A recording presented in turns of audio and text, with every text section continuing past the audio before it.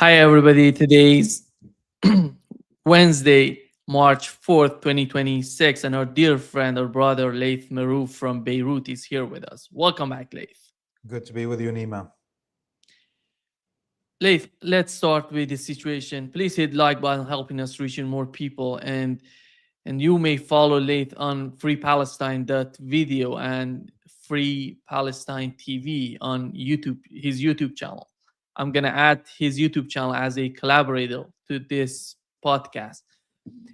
Leith, let's start with what is going on right now with Lebanon and Israel, between Lebanon and Israel. We know that Hezbollah has joined the war that is happening between the United States and Israel on one side and Iranians on the other side.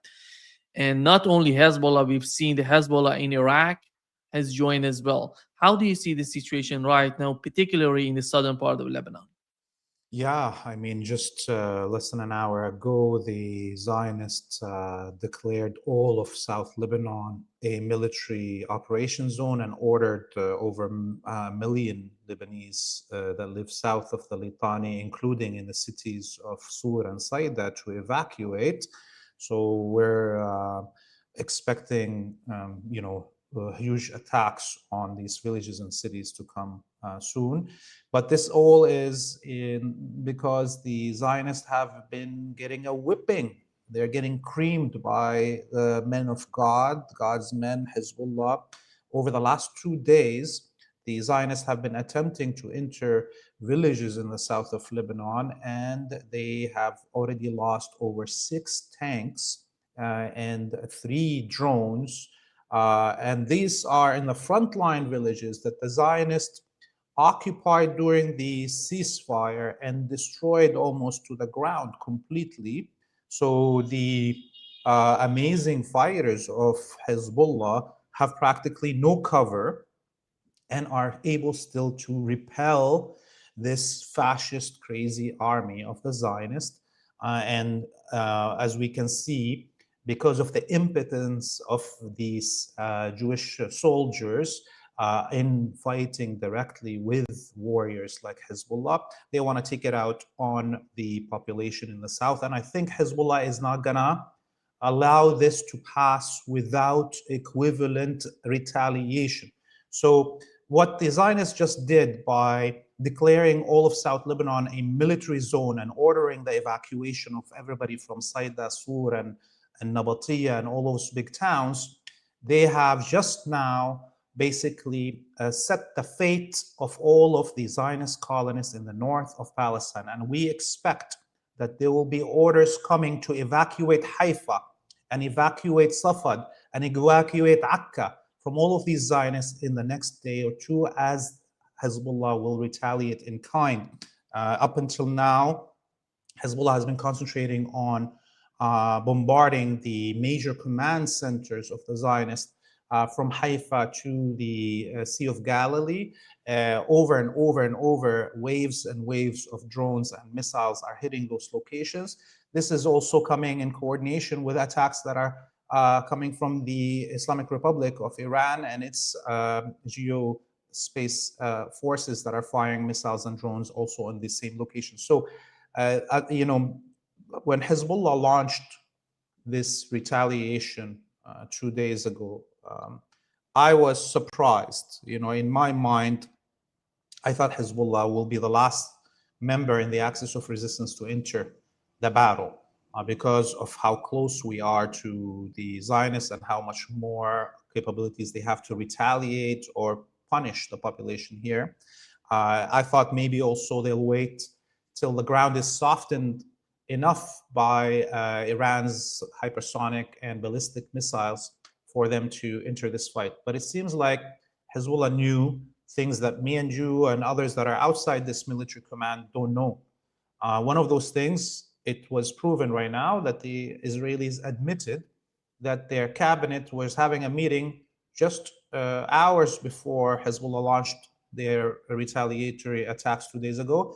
They were having a meeting, these Zionists, to launch a war on Lebanon.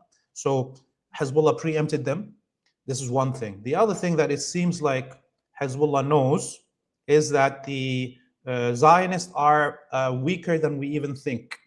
at this point in terms of their air defenses, because all of the drones and missiles of Hezbollah are passing through the whole northern air defense systems of the Zionists at ease unseen before, even throughout the various confrontations that Hezbollah had with the Zionists over the last 2 years. So it seems like definitely the air defenses of the Zionists have collapsed in the north, and Hezbollah has a higher advantage point right now to attack the Zionists. We'll see what happens as this battle grows in the next day or two. What is the focus of the Iranian missiles in Israel? Are they hitting the northern part of Israel? Because most of the news coming out of Israel, it seems that they're hitting Tel Aviv and Jerusalem or some other places. But how do you see overall? How do you see the attacks, the targets in Israel? So right now we're in day 5 of this war. And it's starting kind of hard to keep up with things, and people, it seems like, are just remembering the latest thing, because there's a pileup of information coming on us. But if we look back to the first day of this war, Iran concentrated its firepower in the first day of war against the Zionist colony in the Golan Heights, in the Galilee, and in the Haifa region. Okay, and then it started switching towards the center, and then to the south and back to the center. And now it's like kind of diversified, but we're hearing more and more, of course, about the attacks in the center of occupied Palestine between Jerusalem and Tel Aviv. So what does this mean? That means that in the first day, all the major Israeli surveillance bases that are in the Golan Heights, occupied Syrian Golan Heights, that can see across all of Western Asia from the higher point of the Mount Hermon, and or can see all the way in the Bekaa Valley from that same advantage point, are out of commission. So it seems like, this is why the Zionists rushed to push 100,000 soldiers from their reserves to the border of Lebanon from the first day of the attacks. So I think the Zionists could see that Iran was softening the ground in the north of occupied Palestine and in the Syrian Golan Heights for an intervention from Hezbollah when need be. And they realized that, and this is why they moved that 100,000 soldiers. And then they were so worried that they were going to do a preemptive attack on Hezbollah, because they were worried how, if it comes as a surprise attack on them, can they defend their posts. So I think Iran, attacking the north of Palestine for the first day with those hypersonic missiles and drones, now gave Hezbollah the chance to bait the Israelis. This is another thing. People don't understand, why would Hezbollah enter this war right now when there's 100,000 soldiers on the border? Well, actually, you want to drag these 100,000 soldiers out of their hiding places, out of their bunkers in the north of Palestine, into the open space in the south of Lebanon, where the Israelis burnt every forest and destroyed every building, where they will have zero cover. And that's what's been happening. Every time they move 1 inch forward, the Israelis, they get hit. So right now, the south of Lebanon, because of the dumbness and stupidity of this Jewish supremacist military, is actually a killing field for them if they dare enter it. Because even right now, let's say they decided to threaten all of the south of Lebanon and order everybody evacuated from the south of the Litani, that actually increases the zone that Hezbollah can just bombard from far away as the Zionist forces are advancing. So right now, the Zionists are stuck in a quagmire. They cannot stay where they are because Hezbollah is firing missiles and drones on their bases, on their command centers, on their logistical hubs in the north of Palestine. So they can't stay there. And they can't advance because they're going to be even losing more cover. There's no bunkers to hide there.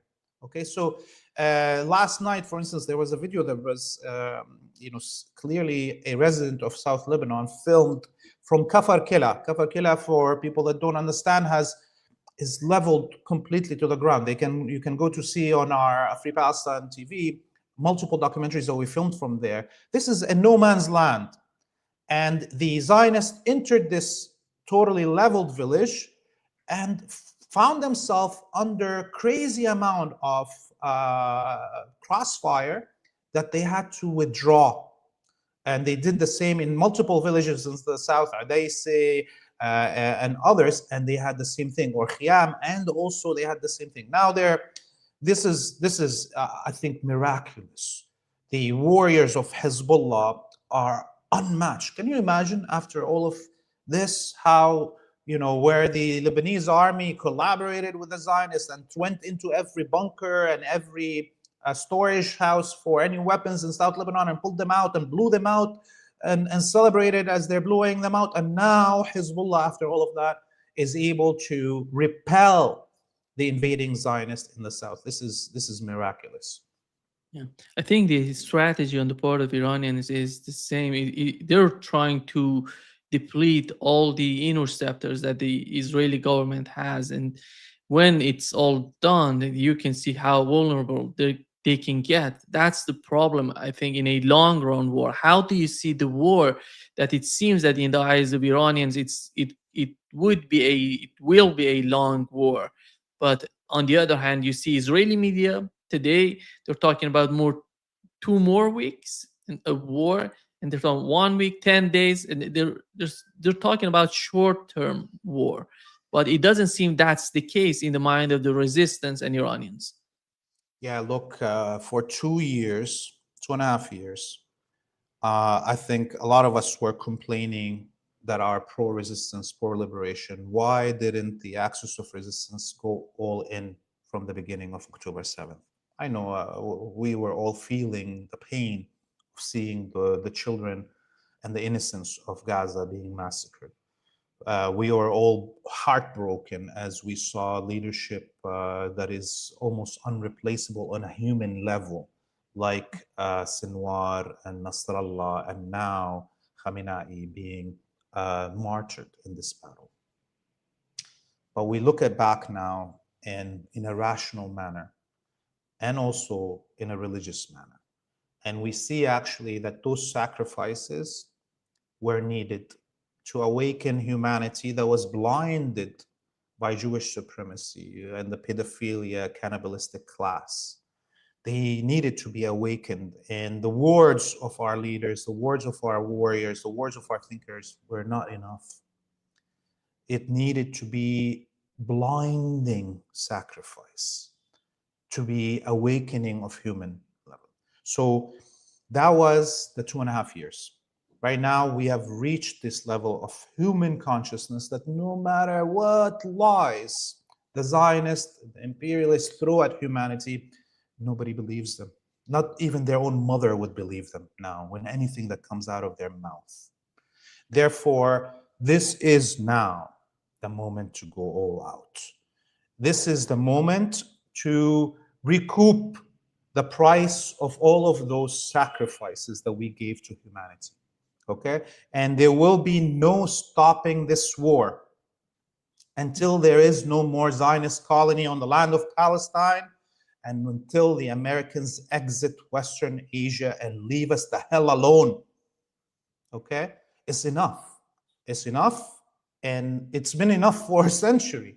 But now we as the peoples in this region have given enough to awaken the world, that the world will understand as we expel these Zionists from our land. Okay?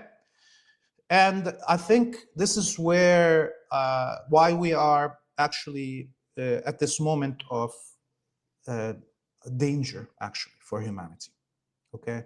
The Zionist and the imperialist realize right now that there is no way they can win this war, that there is no way to sustain the existence of the Zionist colony, that the whole economies of the West are collapsing because of this. And they had to make a choice.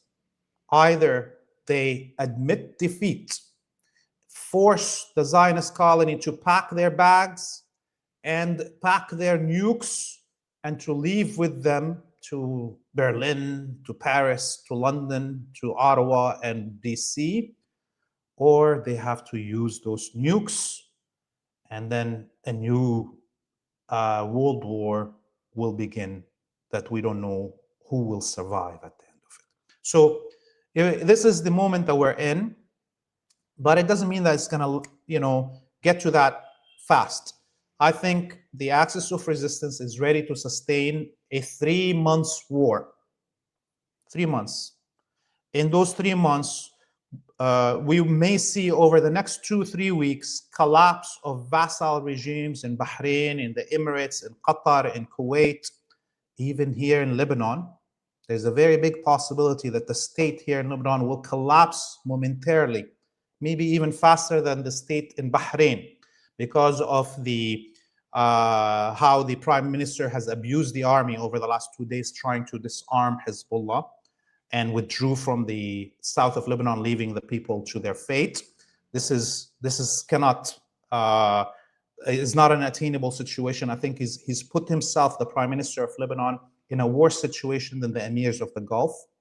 Okay, so we may see those happening before we get to the point where the use of nuclear weapons may be possible by the enemy. But in the next few days and weeks will define the next phase of humanity, not only the next century. Yeah, if Iran started by attacking, the Arab states in the Persian Gulf, and they have mostly neutralized most of the American bases in those countries. Not only that, they went after the CIA headquarters in the Persian Gulf. It seems that so far they've been so successful in rooting out, in destroying these CIA headquarters. And how do you see the situation with the Arab states in the region? Because Saudi Arabia is every time says, I'm going to join the war. Then they put something out. No, we condemn this, we condemn that. How do you see the Arab states, particularly Saudi Arabia, UAE, and Qatar? Yeah, these are not independent or sovereign states. These are all vassal puppet regimes. And all their resources have been used from day one in the war against Iran, but also all their resources have been used in the oppression of Arabic and Muslim peoples for 80 years since the oil has been discovered in these countries. And even their resources have been used to oppress swaths of people in Africa and Latin America. Okay, look at what's happening in Sudan. And of course, the whole third world debt that appeared in the 1980s is because of the petrodollar, Saudi, Qatari, Kuwaiti money that was put into those banks and baited the third world countries to take loans from them before Nixon raised all the interest rates after these states took those loans. So, there is no sovereignty in these states. Their resources have always been used and are used to kill us and attack Iran. They have no control of them, even themselves. And for them to threaten to join a war right now, what does that mean? They're already in this war.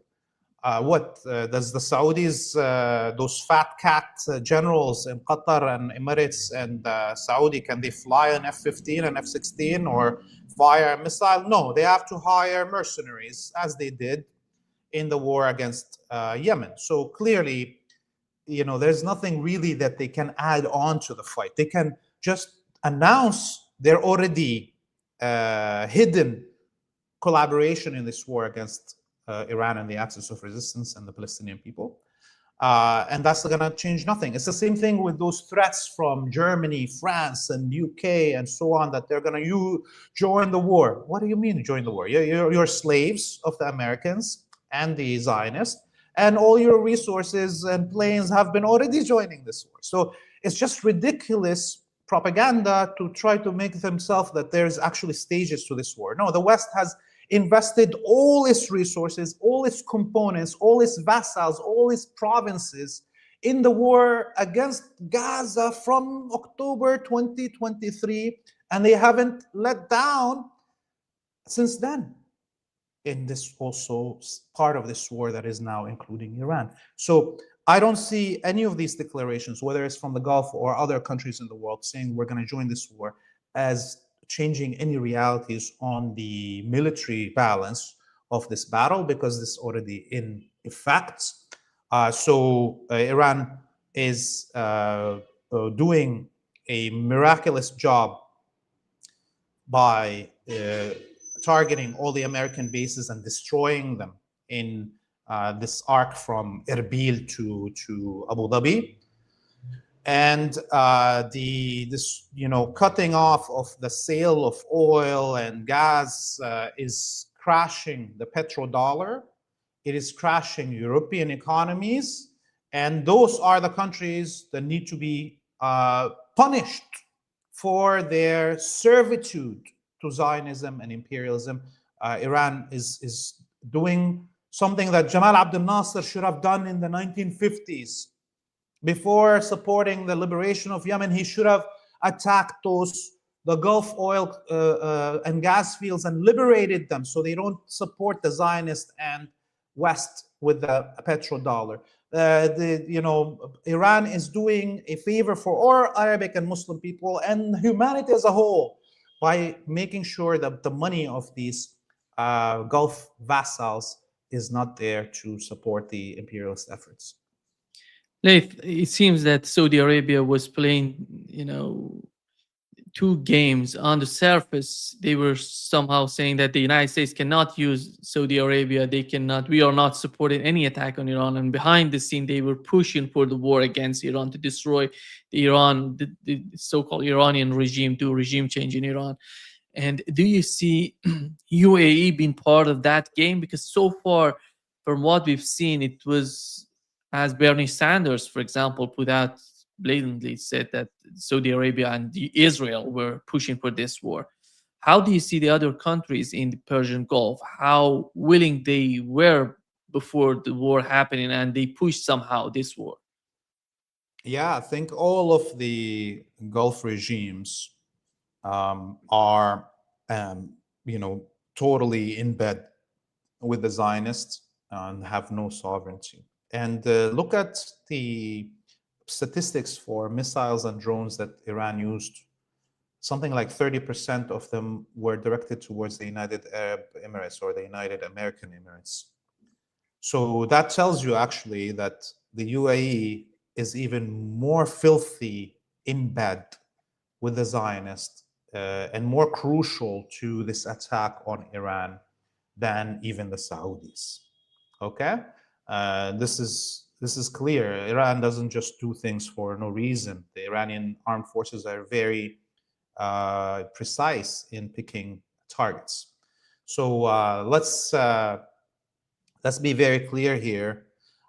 There has to be regime change in these fake vassal countries that shouldn't have existed even.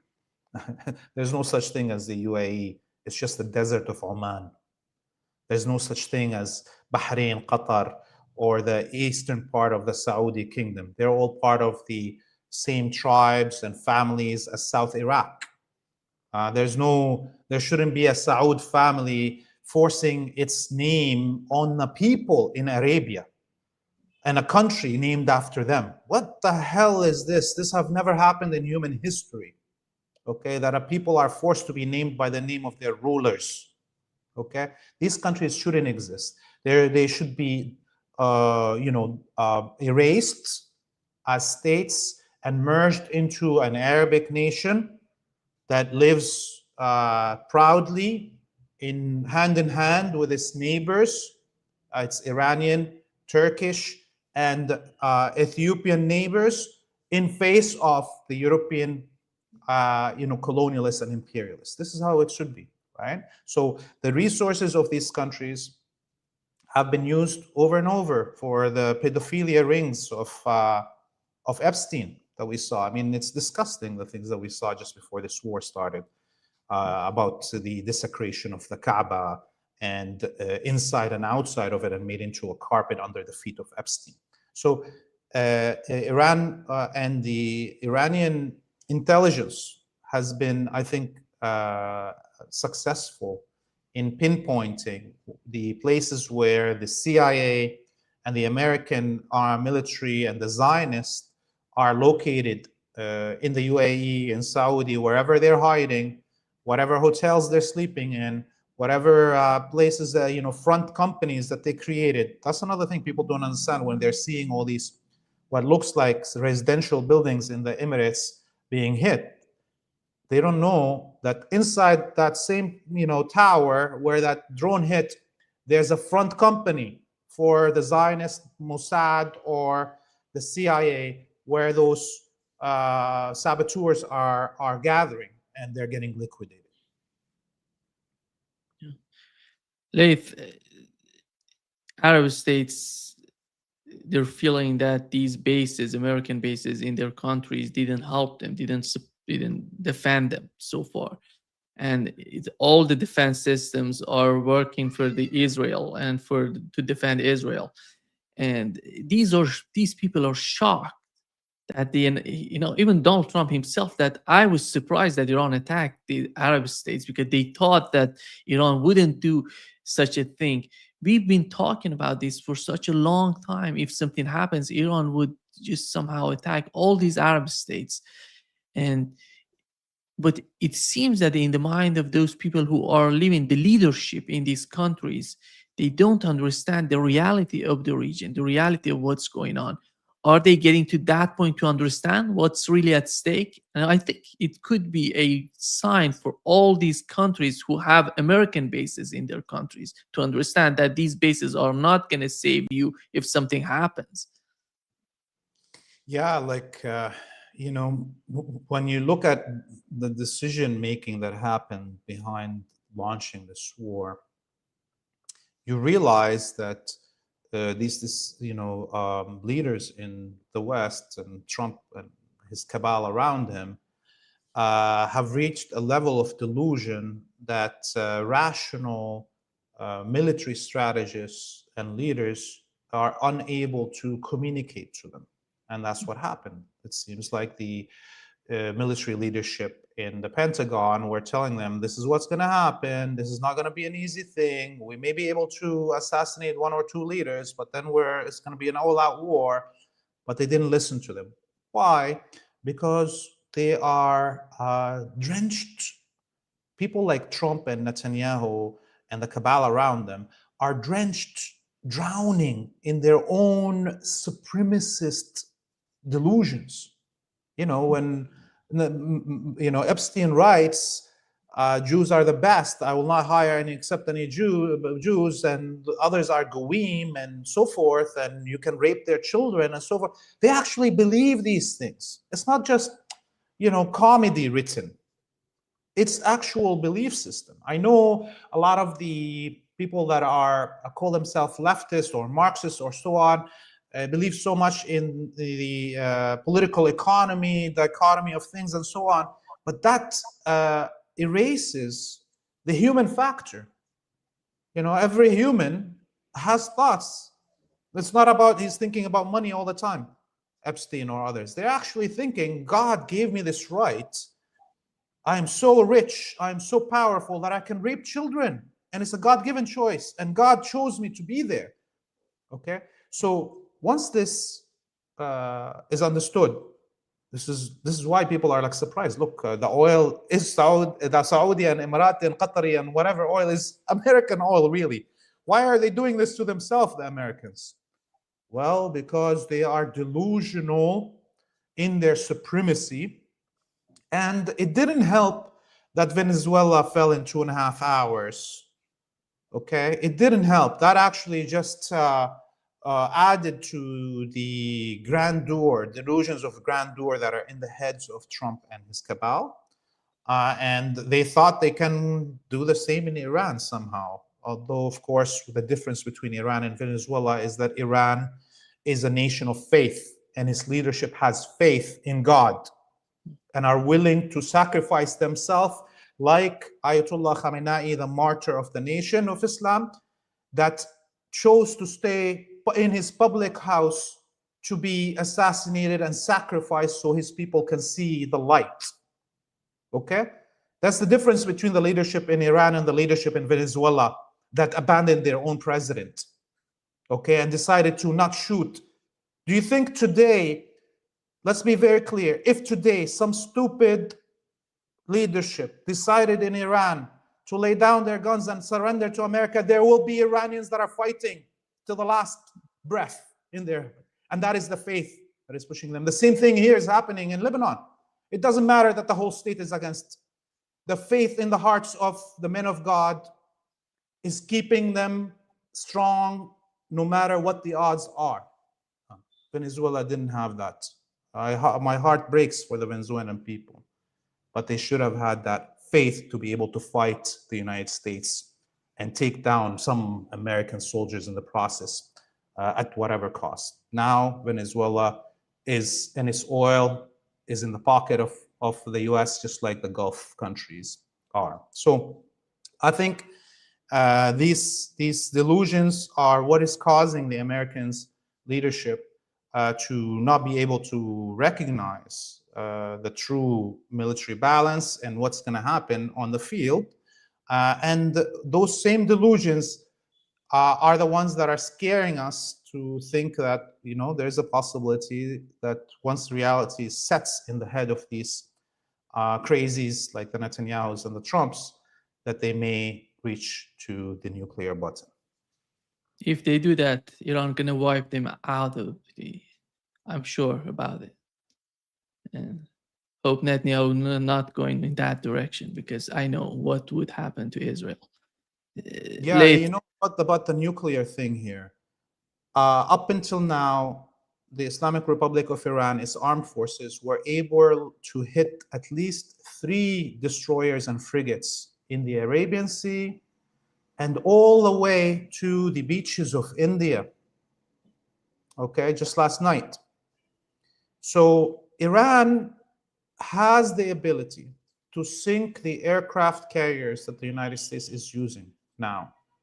But Iran is very rational, and it knows that if you sink a nuclear-powered aircraft carrier, that it will wipe everything around it, all life in the water, on top of the water, and in the land that this nuclear fallout will happen on. Can you imagine if Iran decides to sink this nuclear-powered aircraft carrier just off the shore of India? How many Indians will be irradiated? Okay, so up until now, Iran, by the grace of God and the rationalism of their leaders, have decided not to attack these nuclear-powered aircraft carriers, not because they can't, but for the sake of humanity. But when the day comes and these crazies decide to use a nuclear weapon, we will see these nuclear-powered aircraft carriers sinking to the hell with what will happen next after that. Similarly, for Dimona will be in flames, and the king of Jordan will be irradiated, him and his children, and they will be forever unable to have a continuation of their bloodline. This is what's at stake. So rational beings all around the world that are watching this as we're speaking here, we all have a duty today to attempt to collapse American and Zionist power before they get to that point of wanting to press the red button. People in the United States, in Europe that are watching this, you have a duty to, go out and cripple your governments, cripple your armies, cripple your security forces, so your elite can bring back the United States and the Zionist colony from the brink of the end of humanity.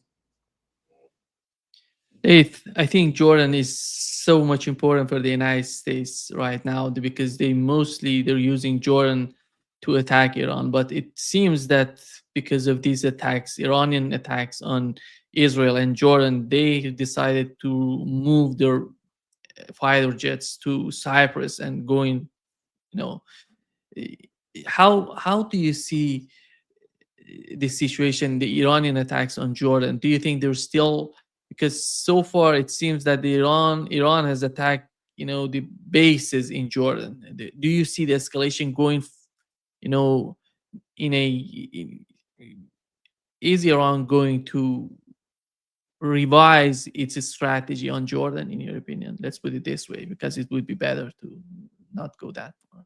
Yeah, I think that the next 24 hours, 24 to 48 hours, will see, these choices being brought in front of Iran in a more serious manner, that they will have to make a choice on them.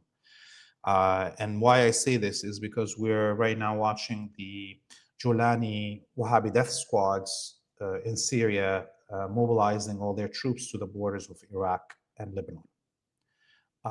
Which means that in the situation of an attack on Iraq by these Wahhabi death squads or on Lebanon, I think this will open the door for other actors that are part of the axis of resistance to decide to topple regimes openly. Okay, so up until now, the Zionists have been killing leadership in the axis of resistance willy-nilly, have been doing regime change in axis of resistance states willy-nilly. Well, up until now, the axis has not been responding in kind, but it's very easy to topple the regime in Lebanon. It's very easy to topple the regime in Bahrain at this moment. One battalion of Iranian forces can land in Bahrain and it's over. Okay. Similarly, in the Emirates. So, if the Zionist American alliance decides to invade Lebanon and or Iraq through this Julani Wahhabi death squads, I think we will see Iran and the axis of resistance lifting any self-restrictions they put on themselves about taking down regimes that are collaborating with the Zionists. And of course, the regime in Jordan and Lebanon and in Bahrain are the top three candidates for such operations. The Jordan has to worry about the members of the resistance in Iraq who could, in half an hour reach the capital Amman. It's not far from the borders of Iraq. Let's say I'm exaggerating, half an hour, it's a 2.5 hour drive. But there's nothing between the border of Iraq and the capital Amman except the American bases that have been under severe bombardment by both the Islamic Republic of Iran and Hezbollah Iraq over the last 3 days. So yeah, if I'm the Jordanian king, I'll be looking for a way to hide myself right now. That already happened with the Emirati royal family, quote unquote royal. They're all hiding in in Egypt right now. The Bahraini royal family is hiding in Riyadh, similar to the Kuwaiti royal family. The only royal family that stayed is the Qataris. And it's not because they don't want to run away also, but because they have problems with Egypt, problems with the Saudi, problems with the Emirates. So there's no place for them to run except Turkey. And I don't know if Turkey wants to put itself right now in the position to being the exile location for the Qatari royal family. So Jordan, I think if I was the king, I would be looking right now for a place to hide.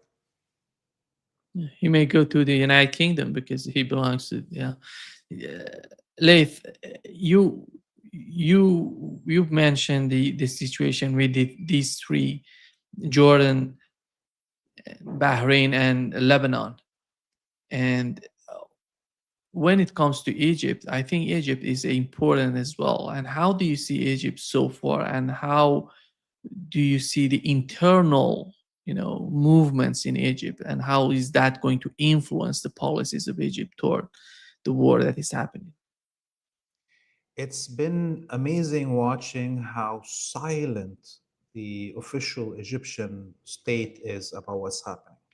So we haven't heard them making noise neither against or pro, and if their statements, they're very like lukewarm, that it's hard to decide where they are standing.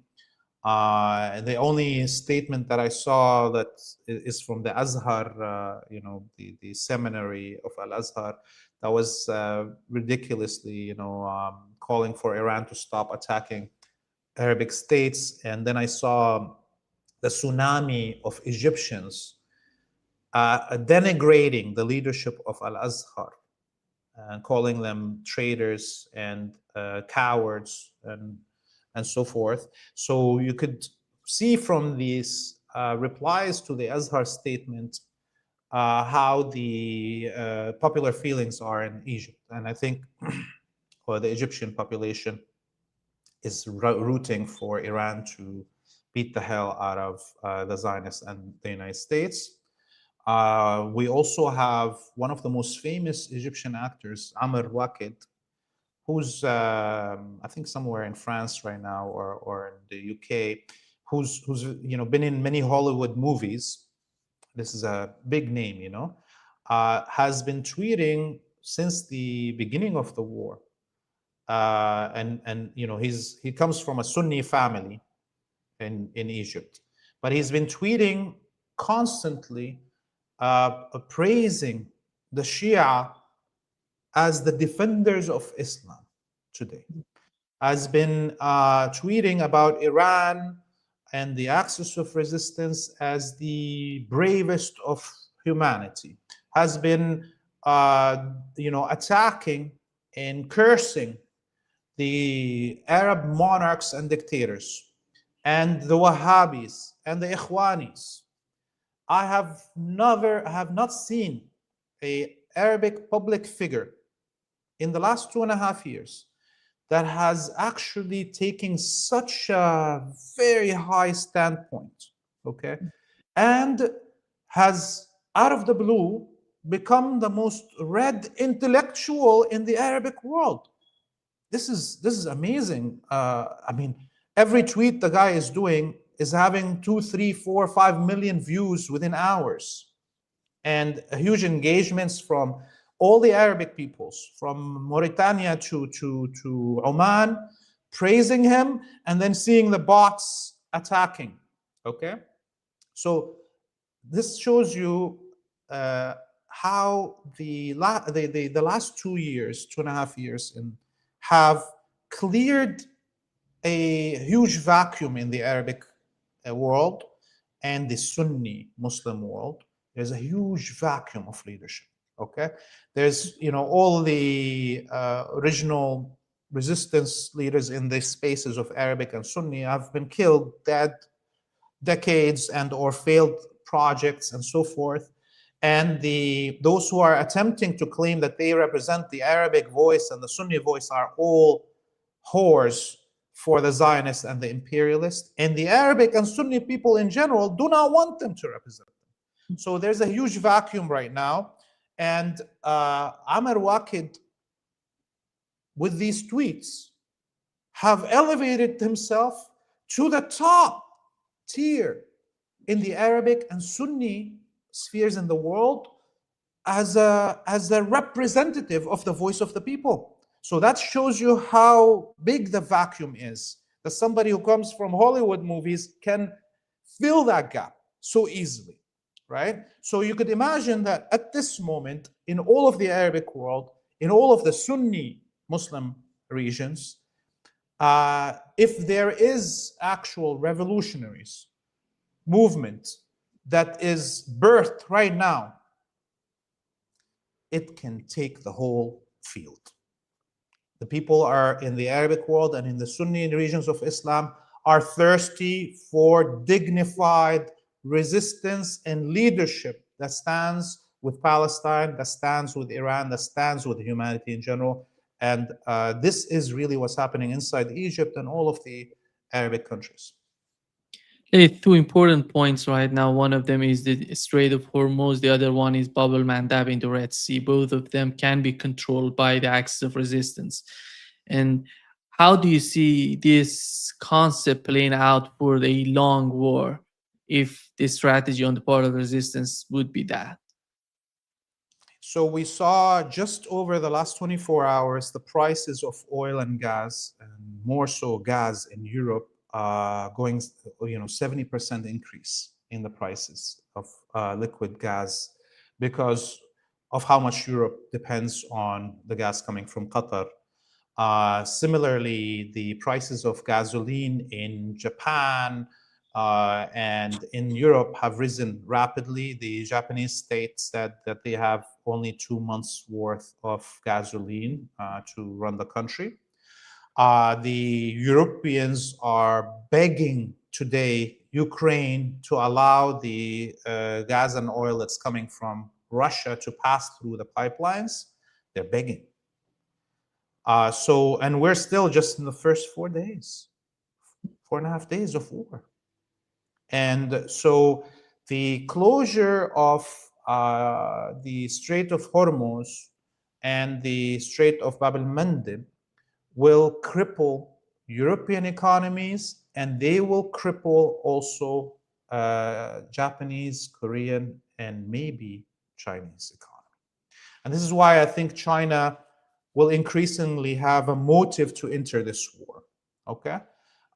We all, of course, know China for decades as the silent kind of dragon on the side and maybe behind scene doing stuff, but we may see China for the first time officially entering a battle if this continues this way. This is partially why the United States secured Venezuela's oil before this war, because it wants the changes in the prices of oil and gas not to affect its economy. So Europe and East Asia and South Asia, like India, will be the most affected by the closure of these straits. The other thing is that people need to notice is that the Gulf countries, the countries that are in the Arabian Peninsula, depend on imports of food. 90% of the food that is in the markets of these GCC countries comes from imports, mainly from Greater Syria region and from India. Okay, so we have right now the roads from Syria and Iraq are closed. There's no land shipping happening of the groceries and products from Greater Syria. There's no shipping coming from India. So we will see rapidly the markets, as is happening in these Gulf countries, emptying. Okay? And one last thing we need to know that is very crucial to this war is the issue of water. And of course, we know that most of these countries have 70 somewhat percent of their water coming from desalination, and up until now, Iran has been very polite and hasn't hit any of these desalination factories. But if the United States and the Zionists decide to attack Iran's dams or water infrastructure, I expect those to come under attack. So there is multi-layers to how these regimes in the Gulf are going to collapse, or how this has ramifications on a global scale that is almost hard to put all together in an answer of 5 minutes. But the gist of it is that the components of the imperial order, the petrodollar, and the economies of these fake countries in the Arabian Peninsula, the economies of East Asia and South Asia, and the economies of Europe. Those are the four components that maintain imperial power. They're all right now at a level of threat that they haven't faced since World War II, and they are at the edge of collapse their economies, and the populations in places like Europe that are already inflamed over the last 2.5 years because of the refusal of their elite to represent their opinions, may be out revolting faster than we can think about. Leith, there is a bridge between Bahrain and Saudi Arabia. and they're using this bridge to send, troops there to control the situation in Bahrain. And Saudi Arabia is not in a good position to go that far. How do you see? It seems that Iranians have hit the bridge, between the two, just to interrupt what Saudi Arabia is trying to do in Bahrain, because they're trying, literally killing the Bahraini people who are not happy with the current situation. How you understand that? Yeah, I mean, the basic information that everybody should know is that, of course, Bahrain is 85, 90% Shia. The Bahraini population, their clans and tribes are related to the Shia population in the east of Arabia and in the south of Iraq. These are all extended families and tribes. And that they have been under occupation by the Portuguese, then the British, then the Americans since the 1700s. Okay. And there was a brief period where Persia, Iran, was able to liberate Bahrain from foreign rule, but of course, with the Shah giving it back to the British before the British left. So this is the background, and the ruling family in Bahrain are an imported ruling family that is a branch of the Saud family, imposed on the Bahraini people, and are unpopular. Nobody likes them. Okay, so that's why they ran to Riyadh, the ruling family. The other thing is that since the Arab autumn, since 2011, 2012, the Bahraini people rose up and they almost toppled the regime of Bahrain. And this is when Saudi kingdom created the Shield of the Peninsula, they called it, an occupation military force that they sent into Bahrain and crushed and quelled and oppressed and killed Bahrainis to make sure that the regime in Bahrain is sustained. And so now we have the troops that were already there, the Peninsula Shield troops never left Bahrain since 2012. Okay. Those troops that were there were not enough to suppress the current uprising that is happening in Bahrain. And this is why the Saudis need to bring reinforcements. And that's why Iran, very understandably took out the bridge. So now, whatever force that is inside Bahrain is the only force that's going to be able to defend the regime of Bahrain. And I think if there's, even if Iran doesn't send its own troops to Bahrain to help the Bahrainis liberate themselves, just sending a few weapons on a few boats could take down this occupation force very easily.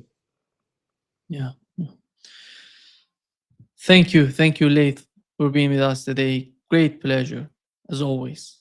Habibi Nima, see you next week, inshallah. We'll all be like in a better mood seeing more of the United States vassals destroyed here. Yeah. See you soon, Laith. Bye. Inshallah.